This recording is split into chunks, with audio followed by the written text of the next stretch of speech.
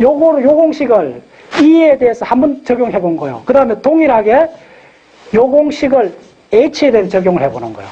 자, 해봅시다. H에 대해서. 자, H의 dA 동일하게 해보세요. 그대로 적어주면. 자, 뭐죠? 벡터 H의 dV. 요 벡터 빼면 안 된다. 오케이. 자, 빨리 하겠습니다.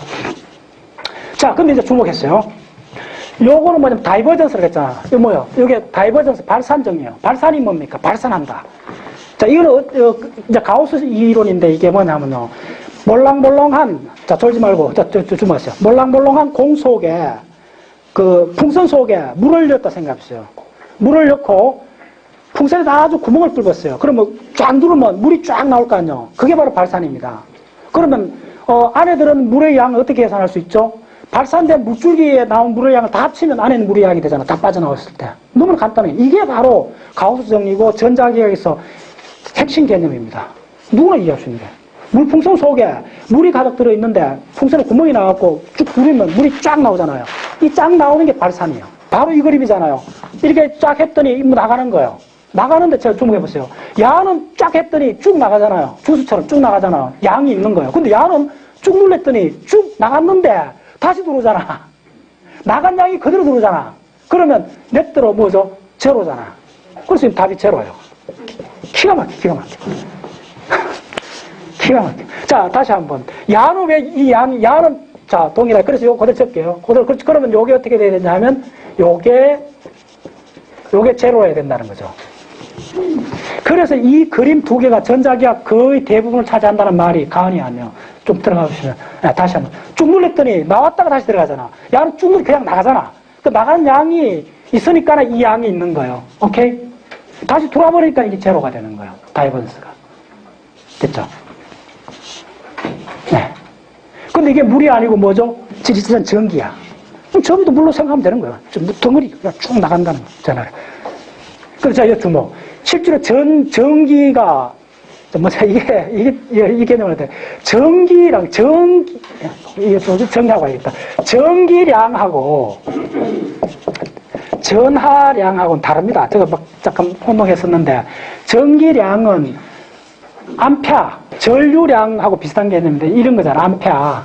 우리가 16mA, 뭐, 1A면 뭐 엄청 큰 전기입니다. 근데 이 양은 뭐냐면, 쿨롱이에요, 쿨롱. 쿨롱이에요, 쿨롱. 그러면, 일렉트론, 전자 하나가 갖는 전기량은 얼마 정도냐면, 일렉트론, 전자 하나가 전기량은 1.6 곱하기 10의 마이너스 19성 쿨롱이요. 첫 번째 놀라셔야 돼요. 전자 하나가 갖는 전기량을 재했단 말이야? 그거 어떻게 재했지? 재했어요. 그래서 노벨상 받았어요. 그 엄청 유명한 실험이다. 예, 밀리칸이라는 사람이 기름방울을 만들어갖고, 기름방에다 전기량을 띠게 해갖고, 현미경적으로 관찰을 해갖고, 이거 엄청난 물리 실험 중에 가장 힘든 실험 중에 하나였어요. 그래갖고 막 엄청난, 한 5, 6년 이상 했을 거예요. 그 자산 숫자는 모르는데, 그 실험이 항상 책에 나옵니다. 그래서 그 기름방울에 들어가는 그 전기량을 쟀어요. 그래갖고 그 들어가는 전자 개수하고 나눠줘갖고, 하나의 전자 갖는 전기량을 계산했어요. 예, 측정해서 계산했어요. 19성 쿨롱이요. 예. 그 지금 전체 이야기는 야 이야기가 아니고 야 이야기입니다. 야. 전장하고 자장의 다이버전스, 꽉 눌렀을 때 팍 분출되는 이 양을 이제 측정한 거예요. 자, 두 번째 요걸 적용하는 거예요. 자, 해봅시다. 그러면, 자, 요걸 적용하기 전에 이제 여러분들 두 번째 그림. 전자기학의 그림 딱 4개면 돼요. 자, 두 번째 그림. 자, 두 번째 그림 그리세요. 네. 자, 그림을 한번 그려봤어요. 그림도 너무 간단해.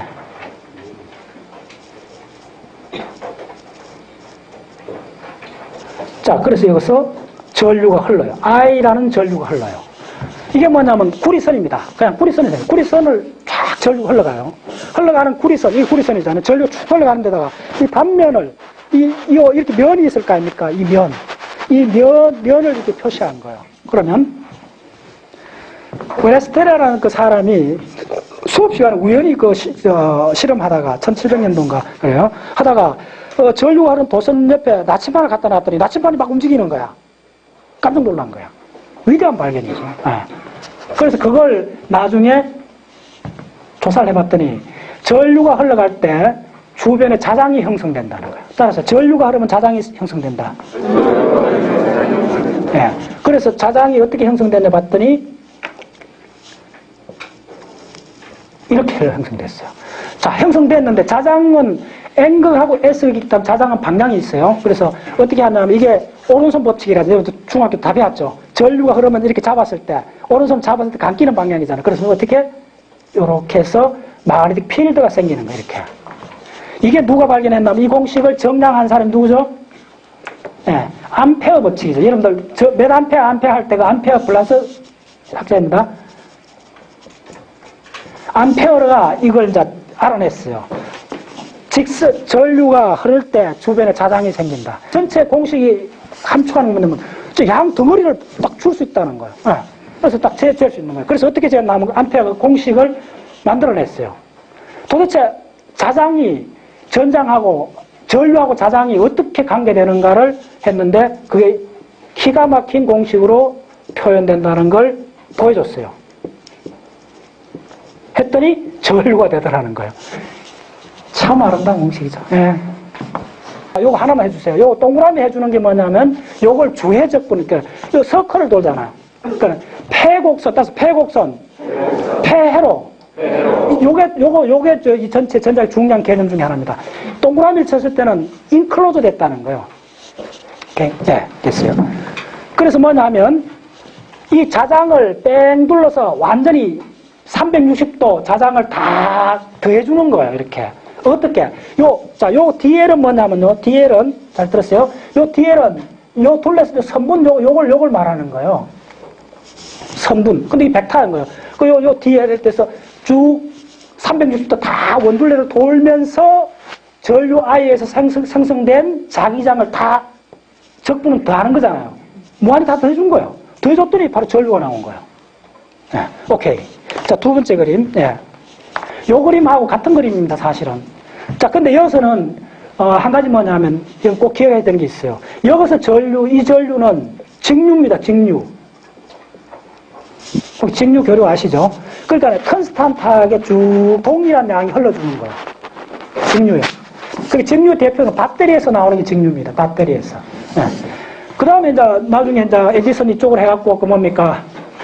파라데이하고 그 발전기를 만들잖아요. 발전기는 이게 돌아가잖아요. 코일이 돌아가잖아요. 돌아가면 이게 60H잖아요. 교류가 생기잖아요. 그럼 교류를 흘려주면 어떻게 되는가? 이 문제가 생기는 거예요. 그래서 교류를 흘려주는데 이 그림 그려보세요. 자, 그래서 그 다음에 나오는 게 컨덴서입니다. 이게 전자공학 역사 전체를 담고 있는 거예요. 사실은 이 아이들이. 발전기에 교류를 흘려준 거예요. 이게 컨덴서예요. 배터리. 차 배터리 다 갖고 있잖아요. 배터리가 뭐냐면요. 간단히 금속판에다가 부도체를 넣어놓은 거예요. 금속판에 부도체. 그럼 부도체는 부도체. 전기를 흐르지 않는 거예요. 그러면 자, 이 전기가 이렇게 흘러야 되는데 야가 이 부도체에서 안 흘러줘요. 그럼 이거 오픈 서킷이라고 하잖아요. 전기가 안 흐르는 거예요. 직류일 때 그래요. 근데 교류를 흘리면 어떻게 되느냐? 교류를 흘리면 어떻게 되느냐 하면요. 흘러가줘요, 어쨌든. 근데 잡으세요. 이게, 제가 전자공학을 대학 2학년 때 배우면서 가장 충격받던 이 그림이요. 너무나 간단한데 한번 보세요. 무슨 이야기냐면, 이게 직류는 뭐냐면, 컨스탄트한 정류. 이렇게 시간에 대해서 일정한 전류를 흘렸을 때는, 야가 어떻게 되면, 오픈. 전기가 안 흘러요. 근데, 야가 시간에 대해서 교류를 흘려주잖아요. 굉장히 빠른 교류를 흘려주면, 이쪽에 전기가 흘러. 단절된 다리야. 뭐 갈 수 없는 길이야. 근데 여기 있는 거 이리로 갔어. 귀신이지. 네. 내가 처음에 전자공학을 배우면서 충격받던 이 점이에요. 어떻게 해서 이거 흘러갈 수 있을까? 아무리 교류를 해도 물리적 실체는 여기까지 이 전자가 이 흐름인데 어떻게 여기서 끊어진 다리를 전자가 건너갔느냐. 네. 전자가 건너갔을 것 같아요? 전류는 전자가 흐름이 전류잖아요. 네, 뭐가 갔어요? 이제 그때 여러분들 드디어 파라데이 위대함 좀 알 거예요. 바로 이 선이 간 거예요. 이 선은 물리적 실체가 아니잖아요. 신물을 나타내는 선이잖아요. 그게 갈 수 있다는 거예요. 플락스가 갈 수 있다는 거예요. 여러분들 방송, 전파가 보이나요? 바로 전파입니다, 이게. 가는 게 있다는 거예요. 가는 거 있는데, 그걸 가는 거 있는 걸 정량하고 그 세계를 파헤친 게 전자공학입니다. 전파공학이죠. 가는 게 있다는 거예요. 그래서 어떻게 됐냐면, 암페어 법칙을 변형을 했어요. 이것까지, 이 가는 걸 수용할 수, 교류일 때 가요, 교류일 때. 시간에 대해서 바뀌는 전류에 대해서는 전기가 흘러줘요. 흘러주는데, 여기 있는 전자가 일로 간 건 아니에요. 그럼 도대체 어떻게 해서 계속 흘러주느냐? 그걸 밝혀낸 거예요. 예. 그걸 누가 밝혔냐면 맥스웰이 밝혔어요. 예. 그래서 한번 점프를 합니다. 암페어 법칙에서. 자, 그 다음에 어떻게 되냐면 암페어 법칙, 그럼 자, 여기 간 이 양을 일단 재줘야 돼요. 여기 간 게 뭐라고 했죠? 플락스가 왔다 그랬죠? 그 플락스 양을 더해줄 수 있어야 되잖아요. 예. 플락스 양 뭐죠? 이 플락스가 뭐죠? 전기 가는 플락스. 뭐죠? 바로, 어디 있죠? 바로 야잖아요. 이게 어떻게 생겼다? 이렇게 계산할 수 있다 그랬잖아요. 예. 됐죠? 플럭스 양을 계산할 수 있다는 이거야말로 참으로 파라데이가 인류한테 남긴 가장 위대한 유산이에요. 그래서 이 플럭스, 이 선이 뭐 가는 거예요. 물질은 아니에요. 뭐 가는 거예요, 이렇게. 이 벡터, 이게 정확하게 이거예요, 이거. 예.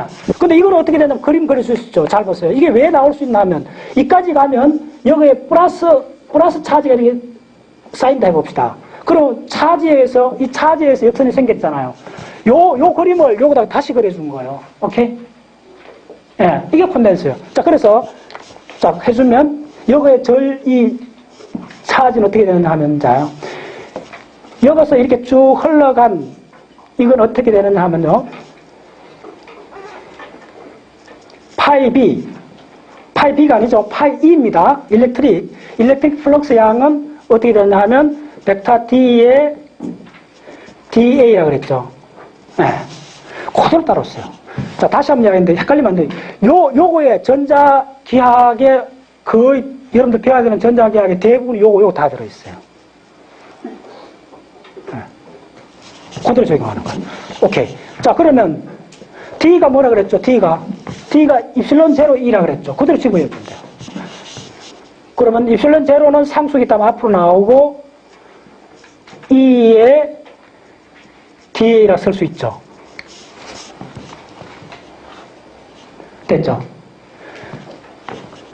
자, 이거 잘 따라야 됩니다. 여러분들. 이건 전자공학의 핵심입니다. 전파를 이해하는 순간에 있어요, 여러분들. 전파가 뭔지 지금. 자, 요 그대로 집어넣은 거예요, 저 공식을. 자, 그 다음에 어떻게 되겠어요? 이 교류니까네. 자, 이 핵심이 교류란 말은 전기량이 이쪽에 컨덴서 판에 갖다 들어가는 전하량이 계속 바뀌어가는 거잖아요, 시간에 의해서. 바뀌어가니 플럭스가 어떻게 되겠죠? 시간에 따라 계속 바뀌겠죠? 그러니까 이 전달되는 양은 시간에 따라서 바뀌는 이 양이 전달되는 거예요. 그 말은 뭐냐면 이 양을 시간에 대해서 미분을 해줘야 된다는 말이죠. 오케이. 시간에 대해서 미분을 해주었어요. 네. 자, 시간에 대해서 d 파이 e를 dt로 해주면, 예, 입실론 제로에 라운드 e에 라운드 t에 da가 돼요. 자, 이거 뭐 de, dt 라운드로 바꿔야 됩니다. 자, 일단 그 따라오세요. 오케이, 여기까지 왔어요. 여기 전달되는 이 양이 바로 이거예요, 이거요. 화살표. 됐죠? 됐어요. 오케이, 조금만 더 따라갑시다. 조금만 더. 자, 그러면 동일하게 지금 요건 직류인데 이 공식을 확장하기 위해서 지금 여 들어가는 이 전기를 ID를 합시다. D에서 왔으니까요. 우리 D에서 왔으니까 ID를 할 수 있죠. 그럼 이 ID까지를 고려해 주는 거예요. 자, 그래서 여러분들, 자, 요 좀 적어 주세요. 요서 요까지 했는 거가, 요서 요까지가 바로 암페어 주의 법칙이요. 암페어가 했어요. 예. 그 다음에 요서 요까지 확장해 준 사람이 맥스웰이 했어요. 맥스웰. 근데 이게 적은 점프 아니에요. 인류한테 IT 혁명을 가져준 점프예요, 이게. 이 점프가. 일단 그것도 따라오세요. 오케이. 됐어요? 네. 자, 그러면 자, 요 공식을, 자, 요거다 적용을 해봐요. 자, 이제 감을 잡으셔야 돼요. 기계적으로 그냥 적응만 하면 돼요. 왜? 이게 시오리입니까? 이게 증명된 이론이니까. 이 증명된 이론 그대로 적용해주면 돼요. 자, 그러면 그 기계적으로 적용하면 돼. 뭘? 자, 이 두 번째, 스톡스 요럼, 스톡스 요럼. 그대로 적용해줘봐요. 자, 요거, FDL, HDL. 그럼 뭐 하겠어? 요거 그대로 적용해주면 되잖아요. 자, 적용을 해줘봐요. 요거가 뭐 하고 같죠? 예. 네, 요거 그대로 적용해주면,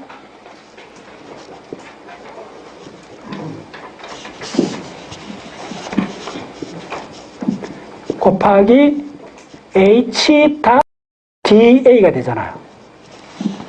자, 이제 여러분들 감 잡으셔야 됩니다. 왜 이걸 적용해주냐면, 야들이 다 A로 돼 있잖아요. A로 왔잖아요. 비교할 수 있잖아요. 오케이. 비교를 하면서 차원을 맞춰줘야 돼요. 같은 면적인 면적끼리, 볼륨은 볼륨끼리 유도해내야 되는 거예요. 예, 됐죠?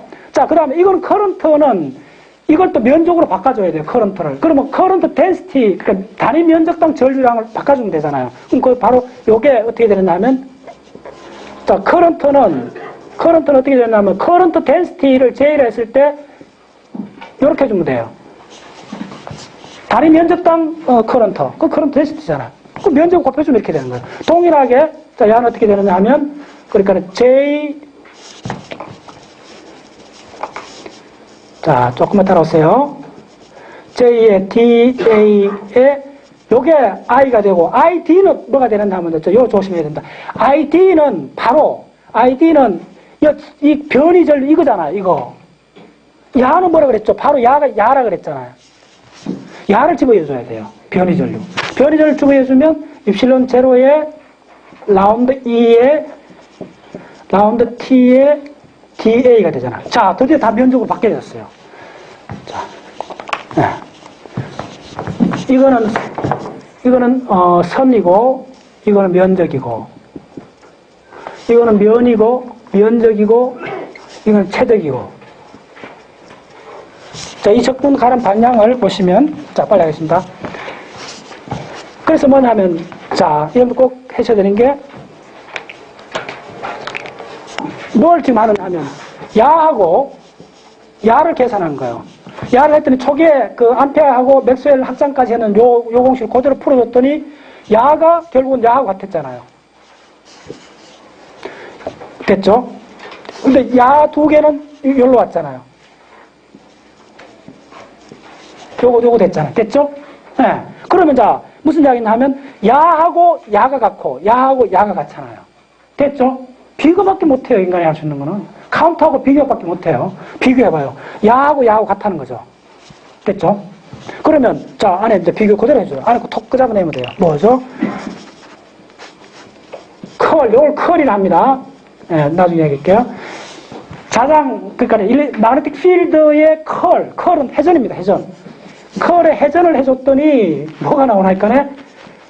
전류 밀도가 나오고, 입실론 제로에 라운드 E에 라운드 T가 나오는 거. 와. 예, 참 가슴 떨리는 공식이죠. 가슴 떨려요. 가슴이 떨려요. 예. 얼마나 멋있어요. 아름답고. 보세요. 이렇게 딱 끝나는 거예요. 뭐요? 자, 마그네틱 필드의 회전이 전장의 시간적 변화가 마그네틱 필드의 회전을 갖고 온다는 거예요. 그 다음에 요거는 직류텀이에요. 직류텀. 이거 상수텀이에요. 가정용 요거요. 예.